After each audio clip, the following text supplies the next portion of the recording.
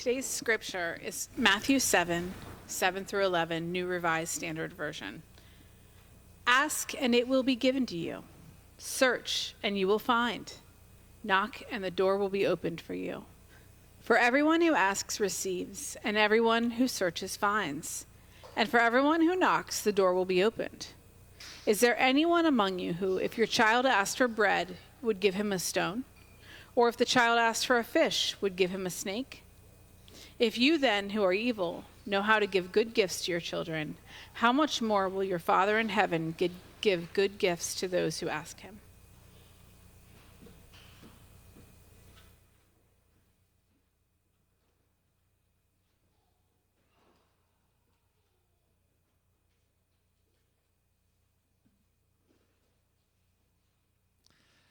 So as Nicole mentioned at the beginning, the series that we're going through this Lent is called Purveyors of Awe.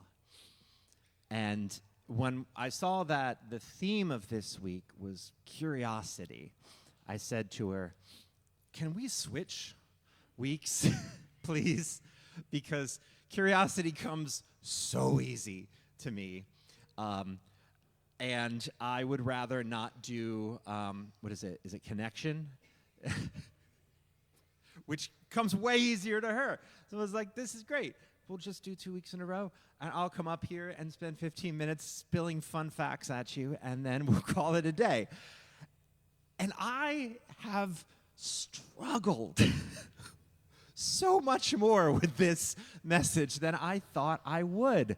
I'm not sure I have struggled this much with a message in a long, long time. I mean, literally, like I was late today because I was finishing. That has never happened in the, 12 years that I have been pastoring.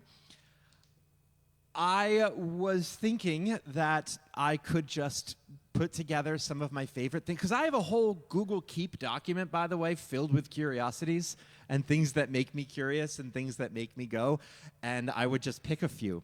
But instead, I have spent the last 4 days essentially trying to organize a drawer of loose glitter and bring you something of meaning.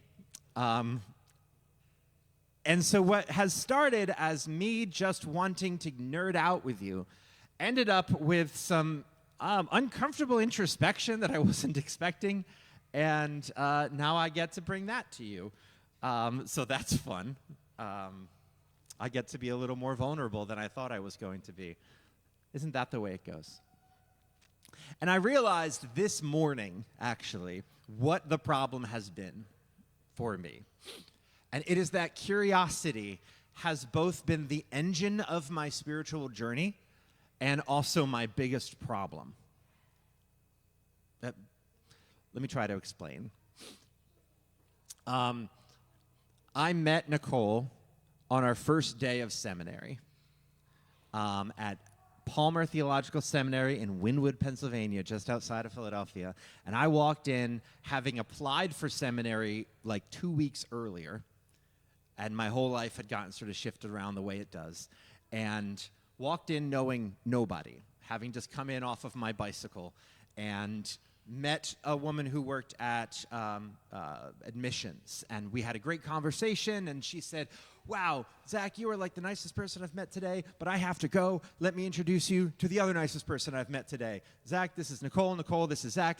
Bye. And Nancy ran away, and she loves to take credit for this. And Nancy was right. Nicole is the nicest person that I met at Palmer Theological Seminary, including all students and staff and faculty and administration, and might be one of the nicest people I've ever met in my entire life. And we hit it off. We hit it off like old friends. And we had very different impressions of each other that first day. She thought that I was this sort of wild and rugged urban gardener type that was out here to sort of change the world. And I had this impression of her that this was probably a second career for her and that she was in middle management somewhere in a business. She came looking very formal and well put together, as she does. And it's just so friendly and personal. I was like, this person works in HR. I'm sure of it. And she went off and told her roommate she met the man she was going to marry, and I had a girlfriend and tend to be tunnel visioned when I'm with someone and was thinking about no other person except for the girl that I was with. And for the next year or so, Nicole and I grew closer as friends. She joined my Bible study at my church. She joined my church. I hired her at the thrift store that I ran in South Philly, and she was the best employee by far. She tore her ACL, could not walk, was on crutches, and yet was supposed to start at the thrift store, which is a basement thrift store in Philadelphia. Did she call off? Did she say, no, I can't do it, I'm sorry, I'll need to get an easier job? No, she took public transportation, the subway, on crutches with a torn ACL, down to the store and was like, I'm ready. What can I do standing still? I know. She's very special. But like I said, I thought of her as an employee and as a friend and as a confidant and as a study partner because she takes incredible notes and I take very bad notes. And the relationship that I was with, it was not right from the start, and I knew it wasn't right from the start. It was fun, but it wasn't right. We were just going different directions. And so we broke up a few weeks before Easter, and the end of the semester came around, and was studying for an Old Testament final exam. And like I said, my notes, awful. Her notes, fantastic. And so we were studying together in the chapel at Palmer, and I was just lamenting the fact that I was going to have to go out on the dating market again. And I was thinking about joining one of these newfangled websites. I don't know if you've heard of them, that people find partners on the internet. It was novel, I know. But maybe the internet would do a better job than me, because everyone I dated, it took me a year to find out we weren't right for each other. So she said, what are you looking for? Well, I'm looking for someone who shares my sense of mission and purpose in the world, first and foremost, who is going to join in with it and who's going to be a partner in it, a partner in crime and in disruption in the whole sort of church world. Somebody who understands the hurt that many of us have gone through, but also has found some life and joy on the other side of it. Somebody that I can have a kind of intellectual back and forth with, but also laugh at, I guess. Someone who's fun, that I can adventure with, who's willing to take chances and risks. Somebody who gets me and isn't annoyed by my curiosities and the way that my weird brain works. I just kept going. I'm not going to say them all. And I realized as I was talking to her that I was intellectually describing her, and had a moment of clarity sitting in that chapel like, oh, could I like her? Can you convince yourself to have feelings for someone? Like, from an intellectual place, can you do it? Can you convince yourself that it's possible? So I went home that day, and I kept thinking about her. Not like I suddenly was filled with overwhelming feelings of love and attraction and everything, and I was like, you know what? Intellectually, yeah, she's very attractive, and we have all the same interests, and we match in all these sorts of ways. Maybe I can. And I just intellectually, this was all in my head for about a week almost, I think, before I realized I couldn't stop thinking about her, and it had changed. And so I asked her out on a date to see if this thing was a thing at this point, or if this was me being lonely and intellectualizing everything. And so we went to see a one-man production of the Screwtape Letters, which is a C.S. Lewis book about a demon who is writing letters to his nephew about how to tempt people into sin and hell and all of that stuff. And we got Indian food and water ice and walked around the city and talked about what we saw and talked about our families and our upbringing and our experience with church and all of that kind of thing. And I found myself no longer intellectualizing the feelings that I was having, but being just drawn to her. And I think it was maybe our third date, maybe, that I think I said to her, like, all right, so I think this is going to be a relationship that gets very serious very fast. Because I think we both know what we want at this point in our lives. And I think we might either break up spectacularly or get married in a couple of months. And we did. We got married 6 months after that conversation. After some more interesting things that maybe another day we'll get to. But there was a transition that happened in that, where it went from an intellectual curiosity to an outpouring of love, where it no longer became something I thought about as much as it was something I was, something that truly poured out of me that I almost had no control over, that I wanted to know more about her because, well, maybe this might be good for me. This was about me, right? About her being a solution to my problem of loneliness. To suddenly that not even being a consideration, to realizing that I would willingly let myself be lonely for my whole life if it meant she was happy. That what I wanted no longer mattered anymore, and that her desires were everything I cared about. It stopped being about me and it started being about her. And all I wanted to know was everything about her. Like her favorite childhood restaurant, to the recurring nightmares she had as a kid, to her hopes and dreams for the future, to the names of all of her aunts and uncles and cousins and how old they were, and the sort of like overwhelming curiosity you have about a person that you're in love with. You know what I mean? And how different that sort of curiosity is than the other kind of curiosity. And at the same time that this was happening in our lives, I was starting to come out of a prolonged time of faith deconstruction, where I was sort of making sense about what I was learning in seminary and what the sort of faith of my parents that I was leaving behind. And I was getting into a lot of arguments with people about it, because I just wanted to learn everything there was to know about this new way of being a Christian. Because especially in the ways that it countered the old ways. Like when I first learned that the church has not always believed in a literal hell, my mind was blown. I needed to know everything about every single school of thought in the early church and what councils made up this and which saint said this, that, and the other, so that I could know who was right and who was wrong in the argument.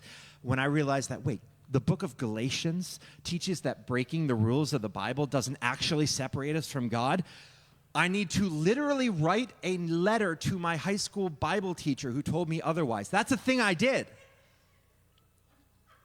Haven't talked to you in 20 years. Here's how you screwed up my life.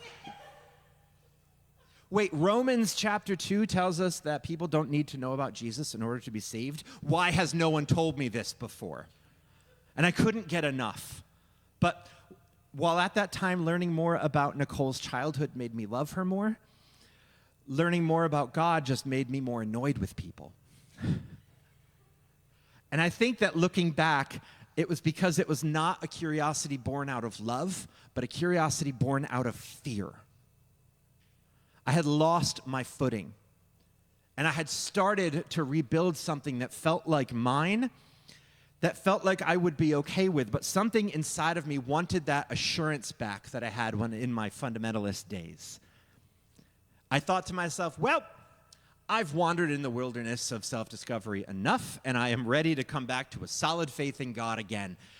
It was almost like I was building a new kind of foundation out of the same stones that the old one had been built out of, but I painted them and I moved them in different shapes and arranged them differently so that it's totally going to be different this time. This was me using God to achieve stability, peace, and power over the chaos. This wasn't me searching for God, for God's own self. I was using God as a tool, not as an end. That's why it didn't make me more loving. It made me more annoyed at people and more annoying to everyone. I'm so sorry. It would be like me wanting to learn all about Nicole so that she would marry me because I was tired of being alone. You'd be like, wow, that's really manipulative, Zack. Wow, you can't do that to a person. But we do that to God all the time. It's like the medieval German mystic Meister Eckhart said. Remember, if you seek anything of your own, you will never find God. For you are not seeking God alone. You are looking for something with God, treating God like a candle with which to look for something. And when you have found that which you are looking for, you throw the candle away. This is what you are doing. Whatever you look for with God is nothing, whatever it might be, whether profit or reward or inward peace or anything at all. If you are looking for nothing, and so you will find nothing.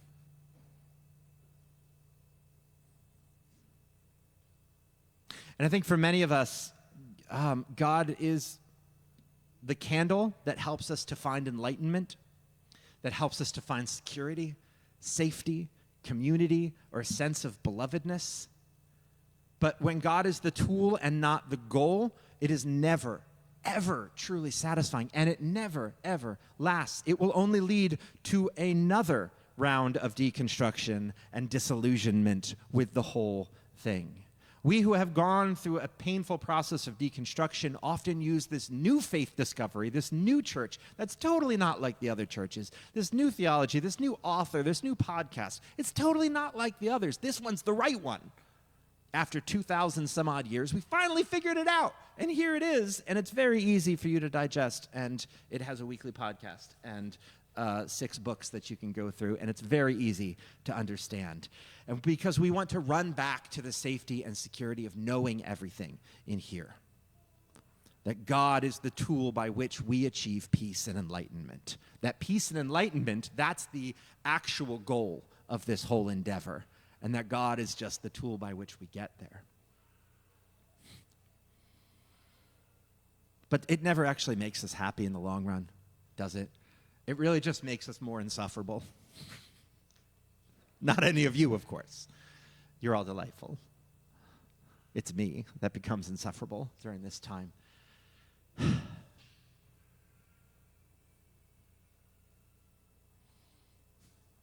Because I think that if you already know where your deconstruction is going to end, then it hasn't even begun yet.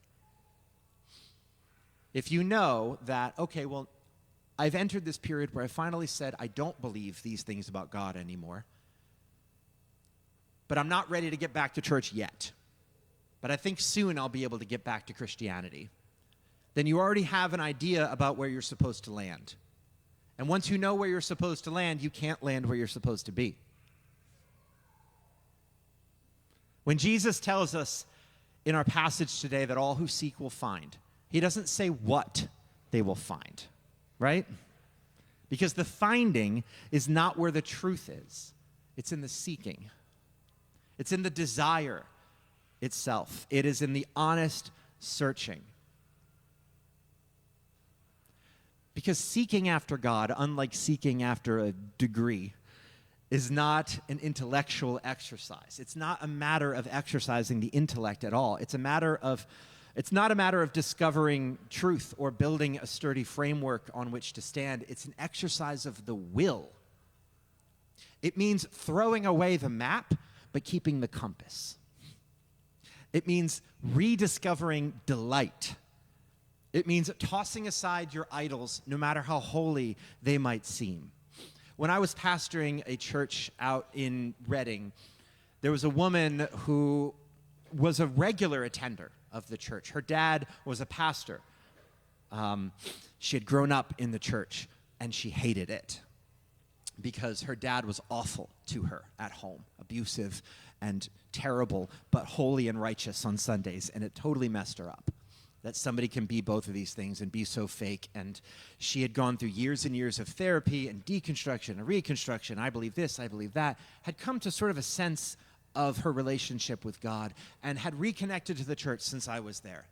But shared with me one Sunday that Zack, I love coming to our small groups. But every time I come to a Sunday service, I feel that ick inside of me. When I hear the organ start, when I see the robe and the stoles and the choir stands and sits, I'm 12 again. And how do I get past this? So I told her to stop coming to church. I said, honestly, friend, it sounds like God is calling you to something, and it's not Christianity. And you're not allowed to tell the elders I told you this. Because if they found out that I was telling people not to come to church anymore, I might get fired. And this is the last time I saw her. And she was a member of that church for 25 years. And she left. She ended up moving to Manayunk and became more spiritually alive than I think I had ever seen her before. That for her, the church and Christianity and the practices of faith had become a stumbling block to getting to God. Church was an idol that needed to be cast aside. Church was a distraction. For many of us, church is everything. It's the home. It's the way we get to God. But for her, it had become wrong. And it needed to be cast aside, because if you know how your journey is supposed to end, then you will never know God in the way that God desires to be known. Less like you know a fact and more like you know a lover. So what does all of that mean?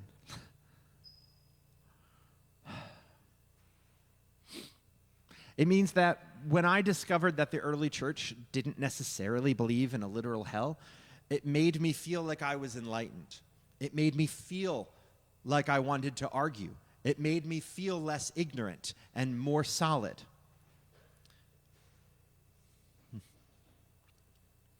But with spiritual curiosity, instead of intellectual curiosity, it makes me more ignorant.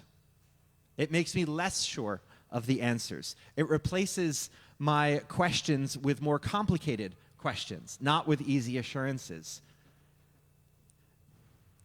Now when I look at the earliest churches and I see that there were 4 or 5 different distinctive ways of understanding eternal life and eternal suffering and eternal punishment and all of that, it doesn't make me want to then take a side with one and then be like, oh, but St. Augustine was an idiot, but, Origen, he was where it was at, he was the right one, and they were the wrong ones.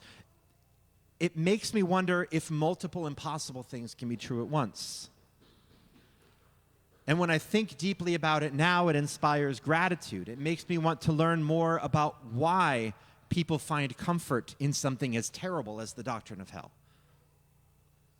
Intellectual curiosity seeks to build. Spiritual curiosity seeks to explore. Intellectual curiosity has an end in mind. Spiritual curiosity is the end in and of itself. Paul wrote in 1 Corinthians 8 that knowledge puffs up, but love builds up. And I do this all the time in nature, more easily than I do it in spirituality. One time, when I lived out in Redding, I lived on a mountain. Well, not on the mountain, but at the foot of the mountain. And one day, I decided to climb, not only to the part where it's easy to get to, but to climb up the rocks and get to the tippy top. And it took me like an hour to get up to the top, and when I got up there, I was initially filled with awe. That sort of awe that makes you stop thinking and go, wow, I can see for miles up here. This is amazing. No wonder people worshipped on top of mountains. And that lasted for like 35 seconds before I was like, I wonder what the name of the mountain I'm on right now is. And so I took out my phone and I Googled it and found out, oh, it's called Golden Hill. That's not a mountain at all, which made me wonder, why are some things mountains and some things hills? Is there a distinction? I'm imagining, well, it's a certain height difference. Turns out that's not true at all, because the hill that I was on was actually taller than Neversink Mountain, which I could see over there on the horizon near 422. And Well, that's called Never Sink Mountain because it had a resort on top, and so that was better for marketing. And there's actually no scientific definition of what makes something a mountain other than it's bigger than the things around it, which then made me look into what the mountain was made out of, which then I was thinking about mineral formation and tectonic shifts and how the Appalachian Mountains actually formed twice and how they're older than multicellular life itself. And what started as a little bit of ignorance on top of a mountain ended up with much more complicated series of ignorances that I didn't even know I was ignorant of in the first place. I did not discover answers on that mountaintop. I discovered 1,000 more questions, and I loved it. If I'd gone up there and I had read it and then had been like, oh, well, now I know the answers, I would have gone down bored. But instead, dwelling in all of the things I didn't know that I didn't know that I didn't know, I came down with a better appreciation of this one wild and beautiful life that I get to live. And that is the kind of curiosity that leads us to God. One that is love, one that is in love with the mystery of unknowing itself. One that seeks not answers, but new experiences of awe. One that is free from fear and driven by love. When Jesus says, seek and you will find, he is asking for the totality of our desire, not the brilliance of our planning. If we drop the map, our intentionality doesn't vanish, it's purified. We stop trying to manage the project of our own faith, and instead, like the author of The Cloud of Unknowing, we, quote, smite upon that thick cloud of unknowing with a sharp dart of longing love. I'm telling you all, it's a great book. And I think if we approach it with this sense of curiosity, we discover not certainty, but wholeness, not assurances, but peace, and not enlightenment, but love. And given all of that, and the sort of distinction I didn't know existed until early this morning, I wonder what is stirring up within you as well. What thoughts, what ideas, what stories, what questions are bubbling up within you? And if you're visiting for the first time, I don't mean that rhetorically. I mean literally. What is bubbling up within you right now? We have a few minutes to share.